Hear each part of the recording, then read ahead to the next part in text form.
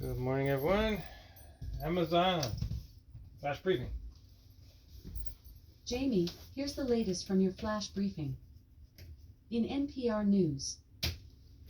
Live from NPR News in Washington, I'm Corva Coleman. A pause in fighting is now in its fifth day between Hamas and Israel. Hamas is expected to free more hostages today. NPR's Eleanor Beardsley reports the Israeli government has approved more releases of dozens of female Palestinian prisoners. Despite bans on celebrations, Palestinians in the West Bank rallied around the return of prisoners Monday night. Amongst them was a woman who had served 2 years after being found guilty at the age of 16 of stabbing an Israeli settler, and 40-year-old Yasmin Shaban, who served 2 years of a 6-year sentence for allegedly recruiting Gaza military squads to carry out attacks on Israeli targets. She told television reporters Israel used starvation and other oppressive measures against prisoners, but we have the right to freedom and our land, she said. We are all behind the resistance.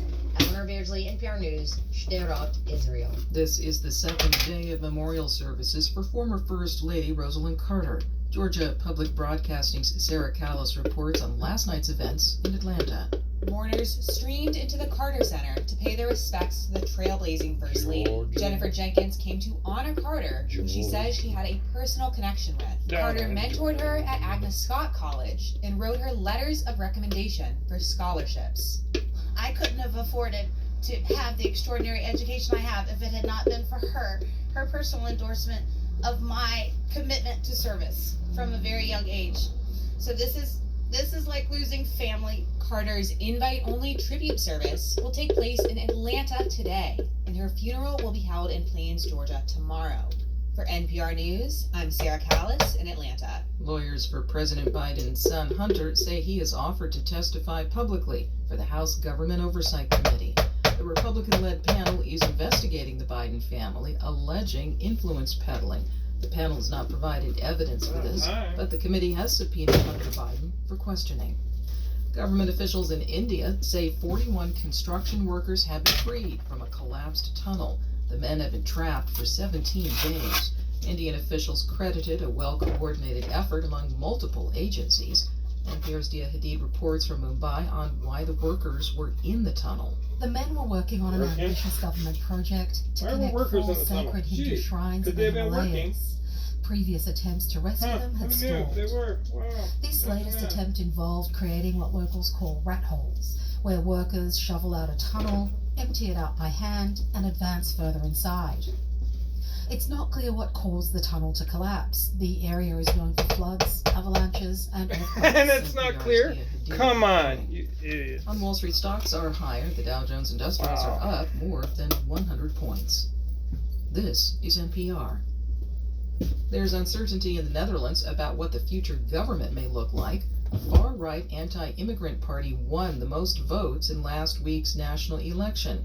But NPR's Rob Schmitz reports it's unclear whether the party will be able to form a coalition government. The Freedom Party's leader Geert Wilders has promised he will soon be Prime Minister of the Netherlands, but he's lost the support of another major party, putting his future as head of the government in question. The center-right party of outgoing Prime Minister Mark Rutte has ruled out entering into a coalition government with Wilders' party, instead saying it could support a Wilders-led government from the outside. That would mean a minority government led by the Freedom Party, but would be unstable and likely to fail. Across Europe, in Poland, another far-right party, Law and Justice, is facing the same conundrum and will likely have to give up power to opposition parties sometime next month. Rob Schmitz, NPR News, Berlin. In the U.S., the TSA says that its agents screened nearly 3 million air passengers on Sunday. TSA, That's the busiest air travel day on brass record. knuckles that's a Previous novelty record item was that's set in actually a June bottle this year. opener.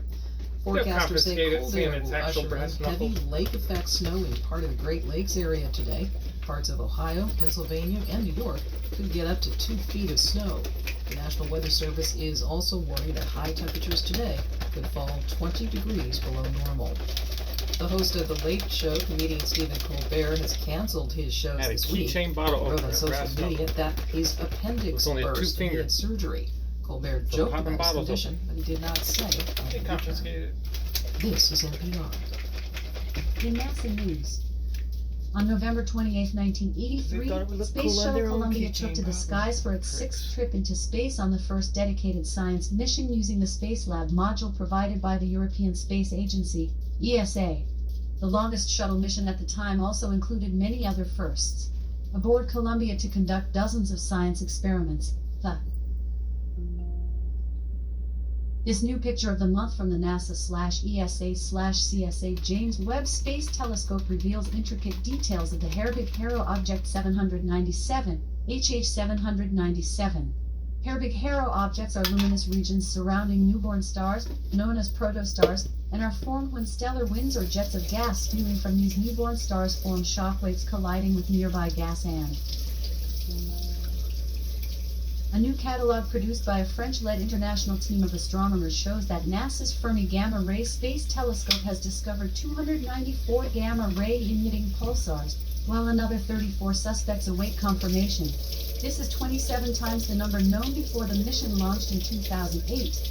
Pulsars touch on a wide range of astrophysics research, from cosmic rays and. Where were you during the storm? In 2011, NASA's Cassini spacecraft circled Saturn for a front-row view of the huge storm there. One of those looks made the mission scientists' list of top 10 images of 2011. What else made the list? Check it out. Groovy Enceladus turning psychedelia hiding little brother quintet of moons. As the Cassini spacecraft roams the Saturnian system, each year it opens new windows on an amazing corner of our solar system. Images of mighty Saturn, its majestic rings, and the dynamic moons continue to stun us, offering ever-changing vistas that are truly inspiring. This collection of 10 best images was selected by the scientists. In weather, As opposed to all the ones that in are. Seattle, there's a freezing fog advisory in effect until Tuesday, November 28th, 10 a.m. We're The good. current weather is All right. 35 degrees Fahrenheit with fog. Keeping it frosty out. Today, No we can look for problem. intermittent Fog clouds has already left with a high the of building. 44 degrees and a low of 31 degrees. Amazon. For- Off. Amazon. Tell us a joke. Where do chocolate and peanuts meet up? At the candy bar. Candy aisle. Oh, bar. Okay, well. I was close. Alright. Have a wonderful Tuesday. Peace. Prosper. Love. Hang loose. I guess that could be call me too, right? If you do it that way. I don't know. Alright. Take care.